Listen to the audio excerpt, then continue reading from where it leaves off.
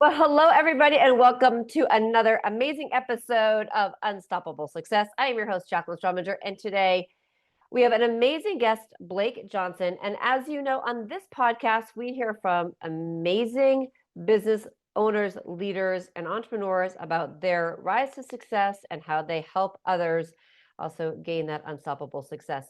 So let me just give you a little bit of background on Blake because he's a recognized estate planning attorney, and he's the creator of Your Family Bank Method, which is a legally focused framework that helps families build generational wealth with intention, structure, and sustainability. He has Blake's legal and business roots run really deep with degrees in finance and law, including a JD and a graduate degree on comparative law from LSU. And his work is grounded in strategy and real world insight. He has a podcast, he has workshops, and he has a great firm. And Blake equips his clients to avoid common pitfalls of wealth transfer, sidestep family conflict, and raise heirs who are prepared, not just privileged. Oh, God. And I love that. So, welcome to Unstoppable Success, Blake. Thanks. Yeah, I had a lot of help writing that one. It turned out really good. No, it came out really good. But that's so important. We talk about success, and actually, that's actually one of the things, that I actually want to touch on. We'll touch on your story, but having success also starts with the right grounding and of how you operate as a person. So, how so tell us about how what you're doing helps other people have success. So it's all started from, personal experience of having to kind of go through that. Out of law school, I had two job offers, and by the time it took me to drive from Louisiana to Las Vegas, they both withdrew just based on the economy, and so kind of had to start from zero.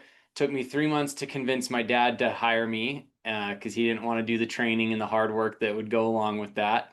But we figured it out. We ended up being partners for a bit. And so that's a little bit of my background of getting into this. And when we started butting heads about, I wanted to grow and he was at a different point in his career where he just kind of wanted to coast.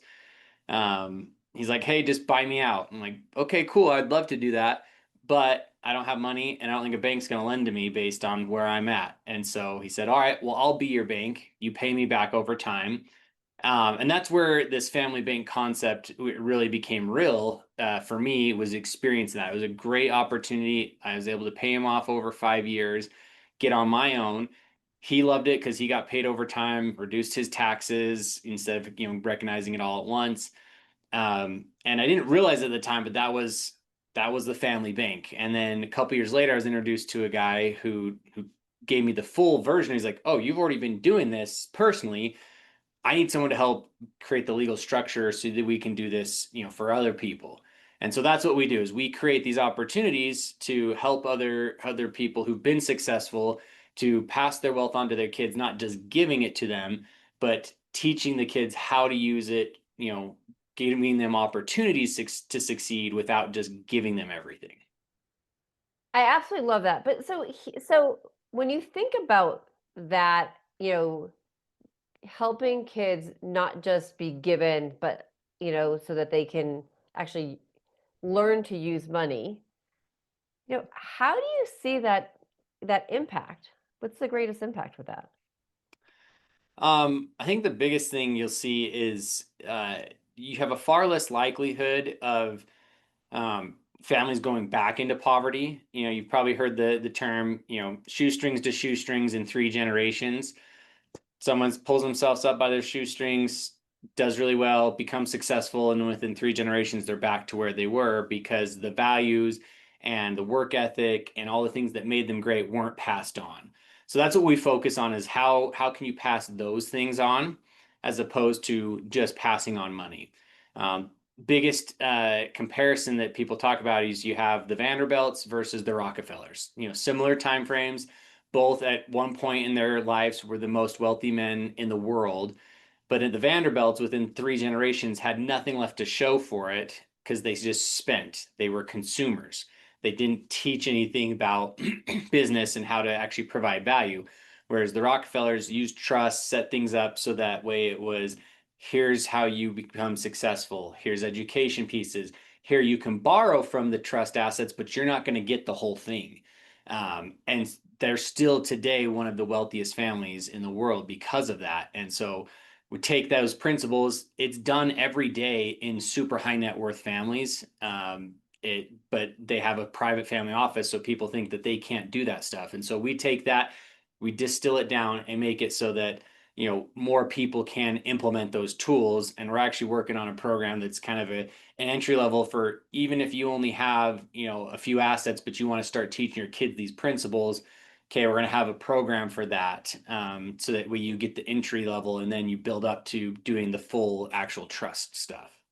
I absolutely love that where you're giving people a starting block because wealth, like anything, it's like wealth can beget wealth, but you have to be able to have that. So, somebody might I'll just say, have like $10,000, which is not a lot, not a huge amount, but as somebody who's starting out, if you take that $10,000 and you start to save, that compound effect of where it can go. And so being able to teach that to people is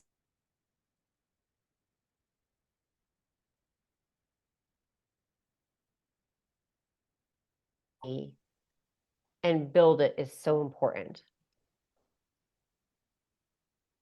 Yeah, it really has become my passion to teach people about this. I've got 2 kids of my own, and so I work with them, and basically what the stuff that I figure out that works well with them is what I'm trying to teach others to do. Because if we, and, I see with their friends, they're just given a bunch of stuff, and their attitude towards things, their attitude towards people is so different from the friends who come from areas where the parents require things of them. They have to work, they have to contribute. Those things make all the difference. Yep, it does.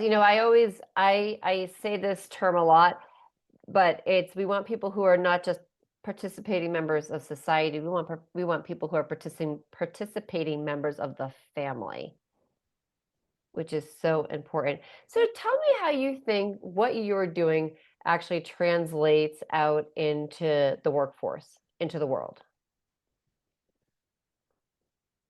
Um, so I mean, most people are going to have kids, they're going to have families, so you're going to have that opportunity to teach your own kids. But I think it starts with you. Like, do you understand money? Do you understand how investing works? Do you understand, you know, how working hard is a piece of the puzzle, but it's not the only piece? Like, how do you apply yourself in the right direction? So it starts with that. Maybe you need to understand that yourself, and then you can turn around and translate that and teach that to the next generation. Or maybe it's younger siblings or whatever, but it affects everybody. Our education system, unfortunately, does not do a great job of educating on financial literacy. And that's what leads to so many problems with poverty. And so if we can teach more people about how to be responsible and learn these things, and couple that with, when you are successful, teach other people, be charitably minded, we can bring up society as a whole, as opposed to just giving money to the problem. We need to fix the root cause. Right. Yeah, no, I love that. And I mean, I see this also just having a really big impact in the boardroom, so to speak, in corporate, you know. So what's your take on that? Like, the kid to corporate. There, there's a lot of people who've been successful with transitioning businesses to their kids, but there's also probably 3 times as many who did not have that success. And it comes down to, how early did you involve them in the process? Did you expose them to it, and do they want to do it? Is the first question, because they've got to have a desire to be involved in there. But I think it helps change how you make your decisions. You're thinking more long term in how you make your decisions in the boardroom, and what that's going to look like, instead of just short term needs. Yeah. And well, I'm looking at this also from the standpoint of, somebody who's listening to this today, there's a couple of key things. It's like, listeners, if you're, looking for that greater success and being unstoppable, it's learning that that you have to be able to teach, and that your person, your financial stability has a huge impact of how you actually act in your, maybe you don't have your own business, but in your day-to-day job or wherever you're doing for your work, because there's a level of stress, right? But you also what you're doing is helping families educate their kids, which therefore in the long run, the benefit is that they're going to be able to understand how to use those same principles in the corporate world, right? Yeah, they are for sure. It's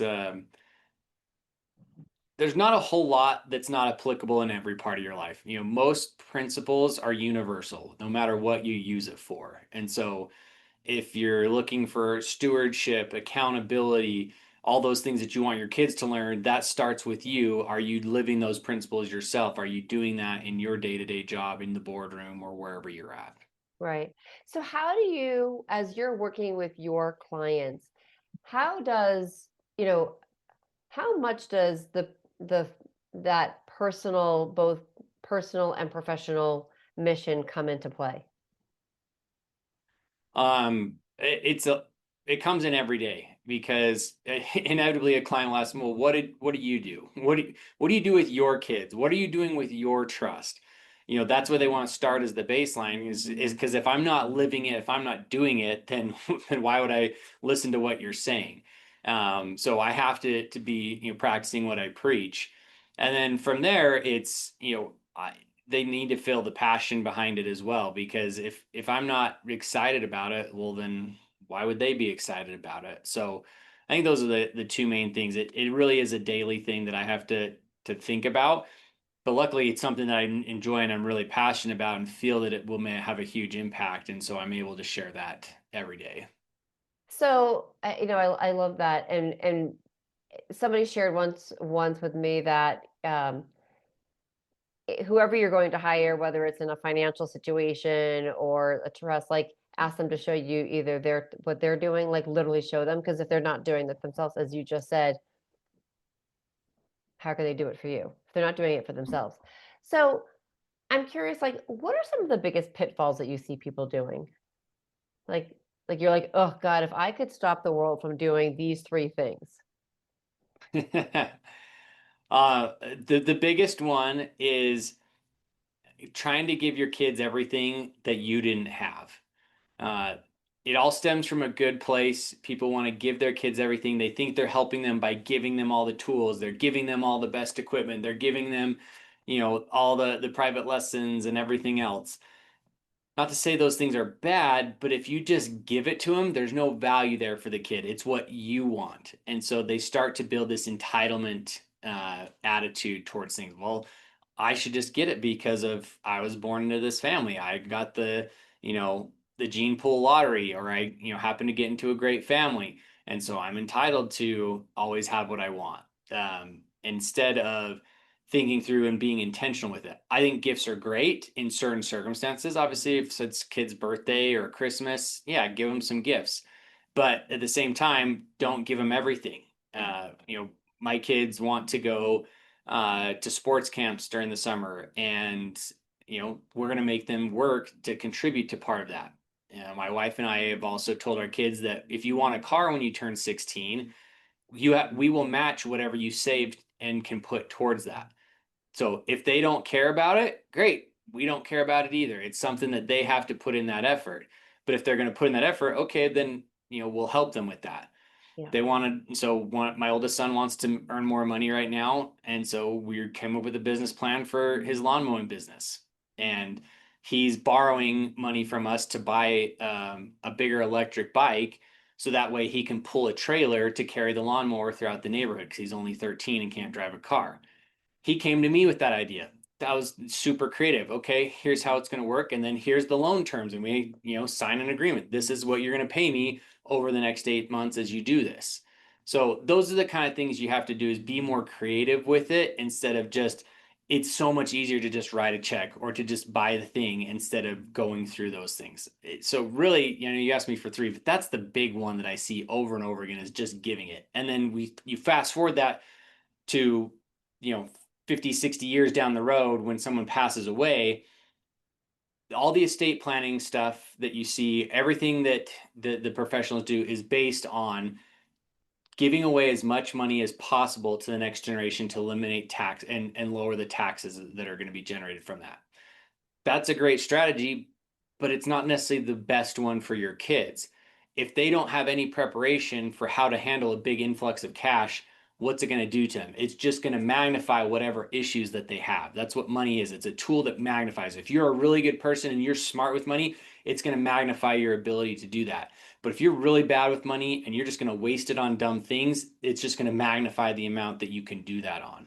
And Right. so, same thing when you do pass away, just giving it to them because they are your kids isn't necessarily the best aspect. We always start our planning from does what would you do if you were still here? What are the things that are important to you, your values there? That's where your estate plan needs to start. And we make the plan around that. And then once we have that, then we can look at the best tax strategies instead of tax strategies and passing on first. Right. I love that. And all I kept is you're talking like what I'm thinking about is like you're talking about people who just like, uh don't know how to handle the cash. It's like the lottery winner, right? The guy who wins the Uber blah blah blah money from the lottery, and next thing you know, he's still broke. It's like 95% or higher of lottery winners within 5 years are back to being broke. Like it's a crazy statistic. And it just shows you have to have some education and some knowledge around it to be able to handle it. And yet we do that to each generation time after time. It's just estate planning is give the most money amount you can to your kids. Give it to them when you die, give them to them when you die, instead of let's think about how we can educate them so they're prepared for it so it is ongoing. There's some families in who have throughout history who have mastered that and they do really well and they're always influential, they always have money, but the vast majority don't. And that's why, you see problems created over and over again. Yeah, no, and it's interesting. I think it's so important today to teach our kids those values of understanding that they're not just not everything is just given to them. They have to understand that like the value of working for something. It just doesn't have to happen. I mean, it's even like your grades. Like you don't just get given a grade. It's like one of my big pet peeves is like don't give everybody, no offense, and people might yell at me for this. Do not give everybody a freaking trophy. I am sorry. Like the Olympics, there are three. Have you seen the Olympics, by the way? There are three medals, gold, silver, and bronze. Not everybody gets a participating medal just for Yeah, going. and it could be the difference of 0.01. Like you Right. want to give that person a medal because they were so close, but that's not the way it works. It doesn't work that way. Like, don't give everybody a medal. No, work for it. The guy who's the MVP, he's working his ass off. Like, work for it, right? I mean, it's crazy, that mentality. We don't want to hurt people's feelings. No, actually, no offense, but you kind of do. Because if you don't have something, you have to give something so people want to earn it and want to work for something. And it's same thing with money. You've got to work for it and earn it. Yeah, I do want to be put like a little caveat or maybe a little caution there. Don't cut them off and don't make them solely reliable. That's not what I'm trying to say here. Is the idea of the family bank is give them opportunities to have those learning experiences in a safe environment where Yeah. they can recover. If they do fail and lose everything on, a dumb purchase when they're 12, okay, that's a good catalyst for them going forward, but they're not going to be out on the street. Like that's not this type of stuff we're talking about. Right. Yeah. It, You're not it's giving your it's kids. about creating opportunities, and then if you have the funds available, lend it to them because then they have an opportunity to get it at better capital rates. They have access to it a lot quicker than going through a bank loan or that kind of stuff. So it gives them great opportunities, but they're not just given it. We want to find that happy medium. And so it's going to be different for each person, each kid that you have, and each family. So I'm not just saying, hey, kick them out, they're on their own, they don't get any help. We want to help them along the way and give them the best opportunity to succeed. I love that. And I really want to actually emphasize the idea also of what you're talking about with the family bank, because, getting capital for something today is hard. And if you can, you know, and I guess this is the question, how would you, maybe a family doesn't have it, but maybe they've got two families, like, their grandparents. Like, how do you work with them on the, you know, capital investment from two?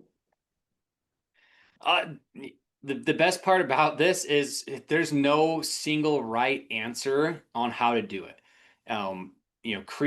Creativity is king here. So it really is, how can you structure these things and starting to think creatively of how we can make this work. Yeah. One of my favorite stories, success stories, wasn't even about necessarily the money. It was about mending a relationship. And so a grandmother was lending money to her granddaughter that she did not have a good relationship with for her to buy a car. And one of the things she required of her was that she had to write a letter to her every month when she wrote that check in. And she wrote her back. And so they started this pen pal, series of going back and forth, and their relationship changed and they became so close because of that. So like that's the creativity I'm talking about. It doesn't necessarily have to be just a straight money thing. It can be any number of things. And so use your imagination. Think about that. If you've got multiple families who want to help out, great, do that. Create a little bit of structure, have written agreements, make it formal. But yeah, pull from different resources. That's absolutely fine. Yeah, I absolutely love that. So, in your practice, like, how many people do you want to impact? How many families? How do you, is there a goal? Like, you like, oh my God, like I'm working with how many today? And I would love to. So I want to scale this, the company that we're building to be, it doesn't necessarily need to be just us, our firm doing the work. I want to have it be so we teach other attorneys how to do this stuff because really it needs to be a national and then global impact of teaching these skills because that's really the goal is to help teach financial literacy to everyone so that we don't have that poverty level anymore. Because if we can teach these tools and help people understand this, that goes away. And that's what we're looking for is to impact that. I love that. I love that. So bringing it to more people, more attorneys, and and and I'm kind of curious. Do you see a different in other parts of the world versus United States versus Europe versus? So I haven't looked a lot into to other countries as of yet, but I was reading an article the other day about Switzerland. And it was fascinating because they have doubled the amount of millionaires um, per capita than the US does. And they have almost zero poverty. And it's because they teach a lot of these skills about delayed gratification, stewardship, living within your means, those kind of things. And so you have very little problems there. They're one of the most affluent countries in the world because they take that stance and they educate that, in the family first and foremost. It has to happen at home, but then there's a lot built into their education system around that. And then it's just a cultural shift that they've made. So it's nationwide, they have that. So it's really cool to see that if you can do this the right way, it can have a huge impact on the nation as a whole. So, that they'd be a system to model. I absolutely love this. So, listeners, you need to connect with Blake because, first of all and foremost, at the end of the day, we're also talking about ending poverty here in the United States and bringing up the values of every family, right? So, listeners, do me the favor, connect with Blake, learn and get in with the family bank because it is so important. And then I want you to do me a favor and I want you to share this episode with your friends, families, and colleagues because the more people we can have working with Blake and his system, the better we all will be. So please do me that favor, reach out and make sure you're connecting with him. Blake, thank you for being a great guest. And listeners, thank you for listening. This is the Unstoppable Success, helping you be unstoppable.